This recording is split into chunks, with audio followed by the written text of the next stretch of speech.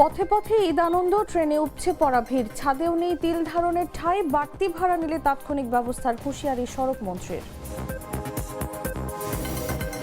পদ্মাপাড়ে ঢাকা মাওয়া এক্সপ্রেসওয়েতে স্বস্তির ঈদযাত্রা, বাড়তি চাপেও নেই বড় যানজট, যাত্রী নিরাপত্তায় কড়া নজরদারি। প্রধানমন্ত্রীর অনুপস্থিতিতে তার অধীনস্থ দায়িত্ব বন্টন, বিকল্প দায়িত্ব পালন করবেন মির্জা ফখরুল ও সালাউদ্দিন আহমদ, গেজেট জারি। লারিজানির মৃত্যু নিশ্চিত করল ইরান, লারিজানি ও সোলাইমানি হত্যার প্রতিশোধ নিতে ইসরায়েলে তেহরানের হামলা, নিহত 2। এবং চ্যাম্পিয়ন লিগে এজির চোখ ধাঁধানো গোল, দুর্দান্ত পারফরমেন্সে কোয়ার্টার ফাইনালে জায়গা করে নিল আর্সেনাল।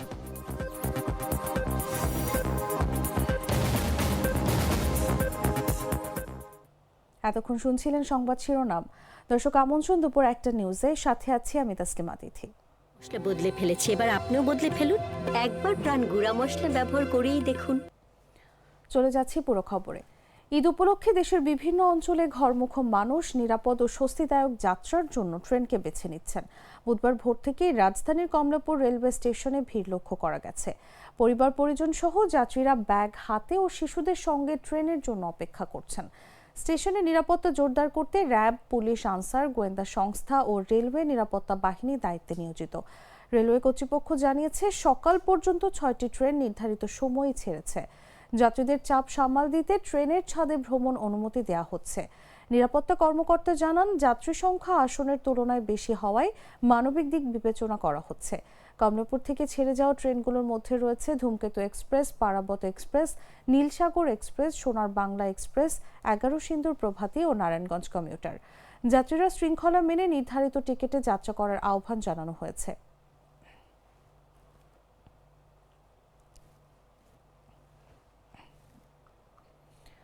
ঈদকে কেন্দ্র করে যেসব পরিবহন অতিরিক্ত ভাড়া নেওয়ার চেষ্টা করছে তাদের বিরুদ্ধে তাৎক্ষণিক ব্যবস্থা নেওয়া হচ্ছে বলে জানিয়েছেন সড়ক পরিবহন ও সেতু মন্ত্রী শেখ রবিউল আলম।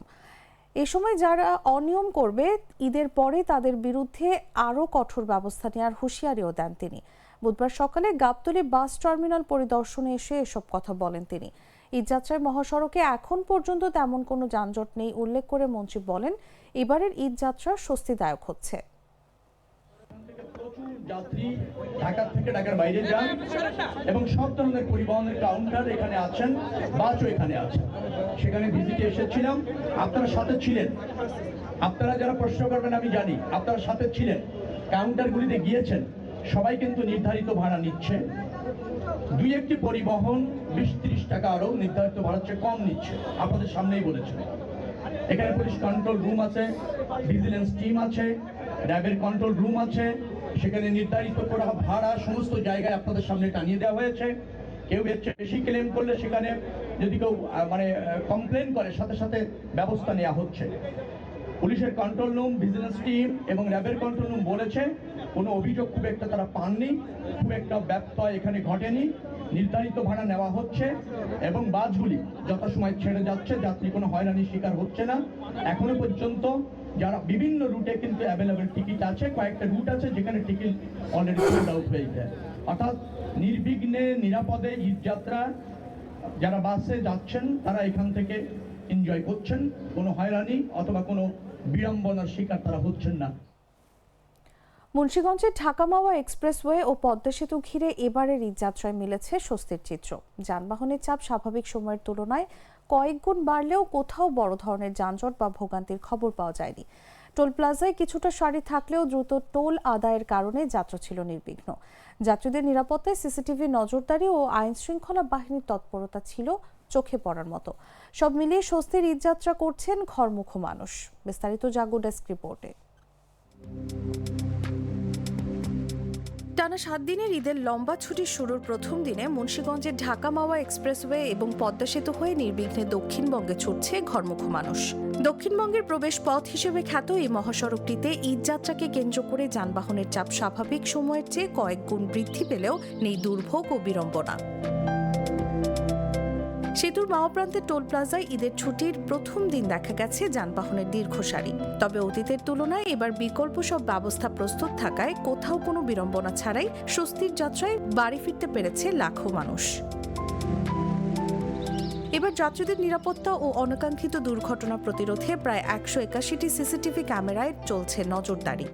আপাতত কোনো ভোগান্তি ওরকম পাইনি। ঢাকার ভিতর অল্প একটু জ্যাম পেয়েছিলাম, পরে জ্যামটা ছেড়ে গেছে। অবশ্যই ফার্স্ট টাইম ভালো লাগতেছে, আর দ্বিতীয়ত শ্বশুরবাড়ি যাচ্ছি সবার সাথে ঈদ করার জন্য। অতীতে যেরকম পুলিশের যে হয়রানি ছিল, এবারকে কোনো হয়রানিই নাই, মানে অযথা কোনো হয়রানি বা সবকিছু মিলাই ভালো মতো যাইতেছি।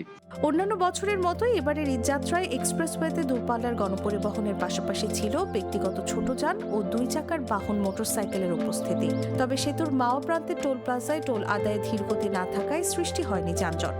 আগে অনেক জাম হইতে সময় যাইলে, আর এখন মোটামুটি ভালোভাবে যাইতেছি, সুবিধা পাইতেছি, সুন্দর। যাক, ফেরার পথে যেন সুন্দরভাবে আমরা এরকম ফিডব্যাকটা পাই। আমি তো গতবারও ঢাকাতে ঢুকলাম, আমি মানিকগঞ্জ থেকে আসছি। ঢাকাতে ঢোকার পর ঢাকাতে একটা জ্যাম ছিল, কিন্তু ওইটা এবার আর দেখতে পাইনি। মোটামুটি প্রশাসন ভালো একটা ব্যবস্থা নিছে। এদিকে এবার পদ্মা সেতু হয়ে দক্ষিণবঙ্গের ঈদযাত্রা নির্বিঘ্ন করতে নানা উদ্যোগের কথা জানিয়েছেন সেতু কর্তৃপক্ষ। সিসিটিভিতে মূলত কোনো গাড়ি যদি আমাদের এরিয়ার মধ্যে আসে, কোনো যদি অসুবিধা হয় কি কারণে সেটা যদি দাঁড়ায় থাকে, কোনো অ্যাক্সিডেন্ট হয়, সাথে সাথে আমরা টিম পাঠানোর জন্য আমরা এটা দেখি যে কোনো দুর্ঘটনার মূলত দুর্ঘটনা ঘটনা, এবং কোনো লোক যদি কোনো কারণে আমাদের এই সীমানায় ব্রিজের উপরে দাঁড়ায়, তাকে আমরা রিকোয়েস্ট করি না দাঁড়ানোর জন্য, কারণ ব্রিজে অত্যন্ত দ্রুত গতিতে গাড়ি যায়, যাতে অ্যাক্সিডেন্ট না হয়। মূলত নির্বিঘ্নে নিশ্চিত করার জন্য আমরা মনিটরিং, এই টোল মনিটরিং সেন্টারটা ব্যবহার করি। এছাড়া ঈদযাত্রায় মানুষের নিরাপত্তা দিতে এক্সপ্রেসওয়ে ও পদ্মা সেতুতে এবার আইন শৃঙ্খলা বাহিনীর উপস্থিতি রয়েছে চোখে পড়ার মতো। যানবাহন চালকদের কোনো অভিযোগ পেলেই তাৎক্ষণিক ব্যবস্থা নেওয়ার কথা জানিয়েছেন পুলিশ সুপার। যারা এখানে ডিউটি করতেছে সবার কাছে আমাদের বডি অন ক্যামেরা রয়েছে এটা। আর রাতের বেলা আমাদের যেহেতু একাধিক অনেকগুলো টহল টিম আমাদের আছে এবং চেকপোস্ট আছে প্রত্যেকটা এক্সপ্রেস ওয়েতে, যেটা সার্ভিস লেনে আমরা চেকপোস্টের ব্যবস্থা রেখেছি, যাতে চুরি ডাকাতি ছিনতাইয়ের কোনো ঘটনা না ঘটে। এবং প্রত্যেকের বডি অন ক্যামেরা থাকবে এবং ভেস্ট থাকবে, রিফ্লেক্টিং লাইট থাকবে, সকল ধরনের ব্যবস্থা থাকবে। আমাদের 5 শতাধিক বেশি পুলিশ ফোর্স এখানে মোতায়েন আছে, এটা এবং গজারিয়া দুইটা হাইওয়েতে। ঈদের ছুটির প্রথম দিনে গত 24 ঘন্টায় পদ্মা সেতুতে এবার উভয় প্রান্তে পারাপার হয়েছে 28,623টি যানবাহন। এতে একদিনই সেতুতে টোল হয়েছে 3,37,71,000 টাকা, এমনটি জানিয়েছে সেতু কর্তৃপক্ষ। নিউজ ডেস্ক, জাগো নিউজ। গ্লিটারের টুইন লেমন ও অ্যান্টিব্যাকটেরিয়াল ফর্মুলা বাসনকে চকচকে জীবাণুমুক্ত করে আমাদের দেয় গ্লিটার গ্যারান্টি। প্রধানমন্ত্রীর অনুপস্থিতিতে বিভিন্ন মন্ত্রণালয়ের দায়িত্ব বন্টন করে প্রজ্ঞাপন জারি করেছে সরকার। মঙ্গলবার প্রকাশিত গেজেটে সংক্রান্ত সিদ্ধান্ত জানানো হয়। প্রজ্ঞাপনে বলা হয়, পুনরাদেশ না দেওয়া পর্যন্ত জাতীয় সংসদে সংশ্লিষ্ট মন্ত্রণালয় ও বিভাগের সংসদ বিষয়ক কার্যাবলী নিরবিচ্ছিন্নভাবে সম্পাদনের লক্ষ্যে এই দায়িত্ব বন্টন কার্যকর থাকবে।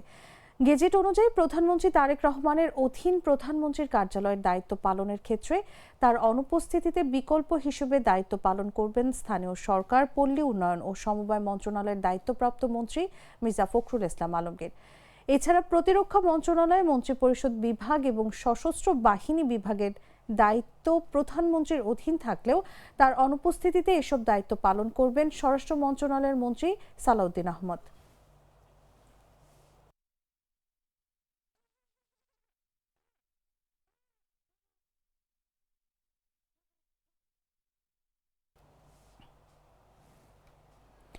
কক্সবাজার 1 আসনের সংসদ সদস্য ও স্বরাষ্ট্রমন্ত্রী সালাউদ্দিন আহমদের বিরুদ্ধে ফেসবুকে মানহানিকর ও কুরুচিপূর্ণ পোস্ট শেয়ার করার অভিযোগে কক্সবাজার ইন্টারন্যাশনাল ইউনিভার্সিটির সহকারী পরীক্ষা নিয়ন্ত্রক মোহাম্মদ ইউনুসকে সাময়িক বরখাস্ত করা হয়েছে।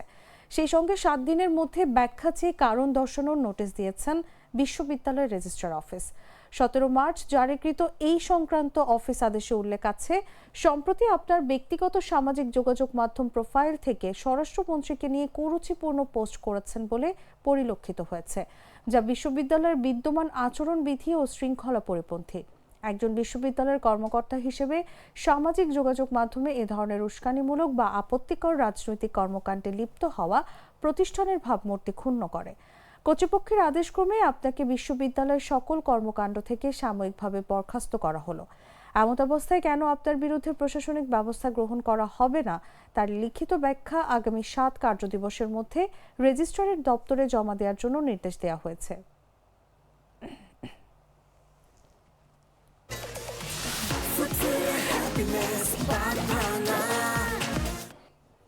জানাবো আন্তর্জাতিক সংবাদ।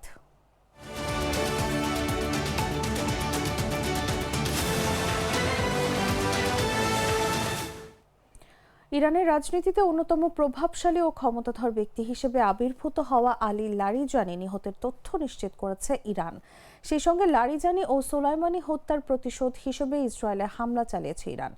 ইরানের চালানো এই প্রতিশোধমূলক ক্ষেপণাস্ত্র হামলার মধ্যে ইসরায়েলে অন্তত 2 জন নিহত হয়েছেন। নিহতরা এক দম্পতি বলে জানিয়েছে আল জাজিরার এক সূত্র। জর্ডানের আম্মান থেকে প্রতিবেদনে বলা হয়েছে, ইরান স্পষ্টভাবে জানিয়েছে লারিজানি ও সোলাইমানি হত্যার প্রতিশোধ হিসেবে এসব হামলা চালানো হচ্ছে।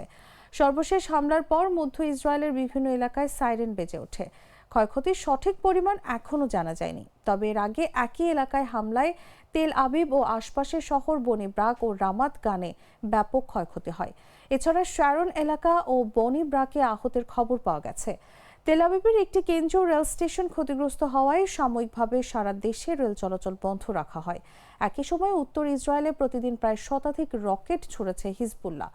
পাশাপাশি ইরানের ক্ষেপণাস্ত্র হামলাও চলছে।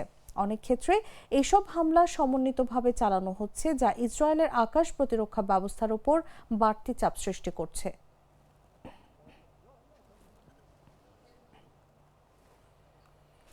যুক্তরাষ্ট্র ও ইসরায়েলের যৌথ হামলায় ইরানের সর্বোচ্চ নেতা আয়াতুল্লাহ আলী খামেনি ও তার পরিবারের কয়েকজন সদস্য নিহত হলেও অল্পের জন্য প্রাণে বেঁচে যান নবনিযুক্ত নেতা মোস্তফা খামেনি। এমন চাঞ্চল্যকর তথ্য উঠে এসেছে একটি ফাঁস হওয়া অডিও রেকর্ডে। ব্রিটিশ সংবাদ মাধ্যম দ্য টেলিগ্রাফ এর হাতে পাওয়া ওই রেকর্ডে 28 ফেব্রুয়ারির হামলার লোমহর্ষক বর্ণনা দিয়েছেন খামেনির কার্যালয়ের প্রোটোকল প্রধান মাজাহের হোসেনি, যেখানে বলা হয়েছে বিস্ফোরণের মাত্র কয়েক মিনিট আগে ভবন থেকে বাইরে বেরিয়ে যাওয়ায় প্রাণে রক্ষা পান মোস্তফা খামেনি। বিস্তারিত জাগো ডেস্ক রিপোর্টে। যুক্তরাষ্ট্র ও ইসরায়েলের যৌথ হামলায় বাবা আয়াতুল্লাহ আলী খামেনি ও পরিবারের অন্য সদস্যরা নিহত হলেও অল্পের জন্য বেঁচে যান ইরানের নবনিযুক্ত সর্বোচ্চ নেতা মোস্তফা খামেনি। বিস্ফোরণের মাত্র কয়েক মিনিট আগে ব্যক্তিগত কাজে ভবন থেকে বাইরে পা রাখায় প্রাণে বেঁচে যান তিনি। ব্রিটিশ সংবাদ মাধ্যম দ্য টেলিগ্রাফের হাতে আসা একটি ফাঁস হওয়া অডিও রেকর্ড করে জানা গেছে এমনই তথ্য। অডিও রেকর্ডে গেল 28 ফেব্রুয়ারি সেই হামলার লোমহর্ষক বর্ণনা পাওয়া গেছে। অডিও রেকর্ড থেকে জানা গেছে হামলায় ইরানের সামরিক প্রধানের শরীর ছিন্ন ভিন্ন হয়ে কয়েক কেজি মাংসে পরিণত হয় এবং খামেনির এক জামাতার মাথা দ্বিখণ্ডিত হয়ে যায়। এনডিটিভি এই অডিওর সত্যতা স্বাধীনভাবে যাচাই করতে না পারলেও দ্য টেলিগ্রাফ জানিয়েছে রেকর্ডটি নিহত আলী খামেনির কার্যালয়ের প্রোটোকল প্রধান মাজাহের হোসেনের। গেল 12 মার্চ তেহরানে এক বৈঠকে তিনি এ বর্ণনা দেন। প্রতিবেদন অনুযায়ী খামেনি পরিবার ও ইরানের শীর্ষ নেতৃত্বকে একসঙ্গে নির্মূল করার এক সমন্বিত পরিকল্পনার অংশ হিসেবে গেল 28 ফেব্রুয়ারি স্থানীয় সময় সকাল 9:32 খামেনির ওই কম্পাউন্ডে হামলা চালানো হয়। মাজাহের হোসেনি জানান, 56 বছর বয়সী মোস্তফা খামেনি হামলার ঠিক আগ মুহূর্তে উঠানে বের হয়েছিলেন এবং আবারও ওপরে যাওয়ার সময় ভবনটিতে আঘাত হানা হয়। এতে তিনি পায়ে সামান্য আঘাত পেলেও বেঁচে যান। তবে হামলায় তার স্ত্রী জোহরা হাদ্দাদ আদেল ও তার ছেলে তাৎক্ষণিকভাবে নিহত হন। আয়াতুল্লাহ আলী খামেনির অন্য ছেলে মোস্তফা খামেনিও হামলার সময় কাছাকাছি অবস্থানে ছিলেন। তিনিও তার স্ত্রী অক্ষত অবস্থায় বেঁচে ফিরতে সক্ষম হয়েছেন। হোসেনি জানান, ওই হামলা এতটাই শক্তিশালী ছিল যে ইরানের সামরিক প্রধান মোহাম্মদ সিরাজের দেহ ছিন্ন ভিন্ন হয়ে যায়। তাকে শনাক্ত করার জন্য শুধু কয়েক কেজি মাংস অবশিষ্ট ছিল। এছাড়া খামেনির জামানা মেজবা আল হুদা বাঘেরি কানের দেহ পাওয়ার সময় দেখা যায় তার মাথা দ্বিখণ্ডিত হয়ে আছে। হোসেনের দেয়া তথ্য অনুযায়ী খামেনি পরিবারের সদস্যদের থাকার জায়গা সহ ওই কমপ্লেক্সের বিভিন্ন অংশে একই সঙ্গে একাধিক হামলা চালানো হয়েছিল। নিউজ ডেস্ক, জাগো নিউজ। সংবাদ শেষ করব খেলার খবর জানিয়ে।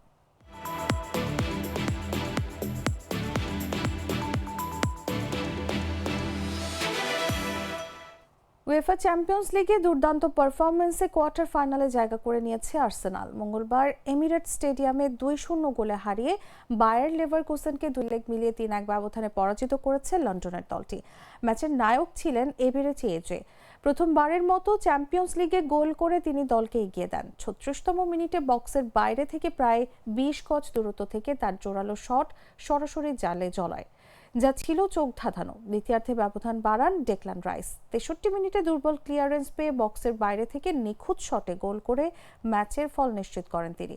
প্রথম লেগে জার্মানিতে কঠিন লড়াইয়ের পর এবার পুরো ম্যাচেই আধিপত্য বিস্তার করে মিকেল আর্তেতার দল।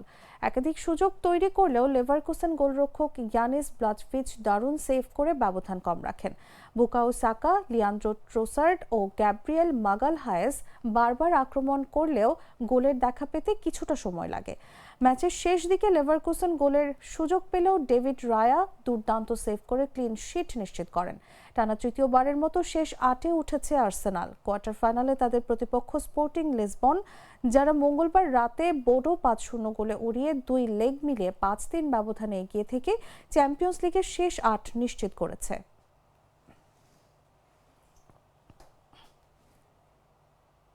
দর্শক, সংবাদ শেষ করার আগে শিরোনামগুলো জানিয়ে দিচ্ছি আরো একবার।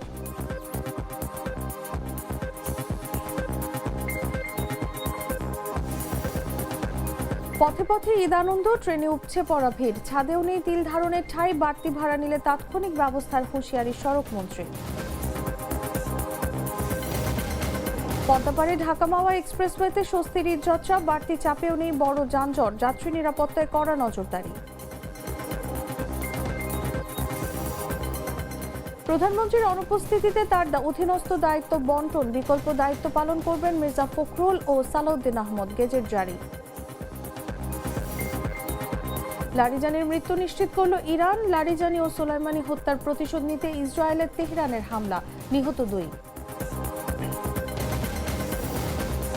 এবং চ্যাম্পিয়ন্স লিগে এজের চোখ ধাঁধানো গোল, দুর্দান্ত পারফরম্যান্সে কোয়ার্টার ফাইনালে জায়গা করে নিল আর্সেনাল।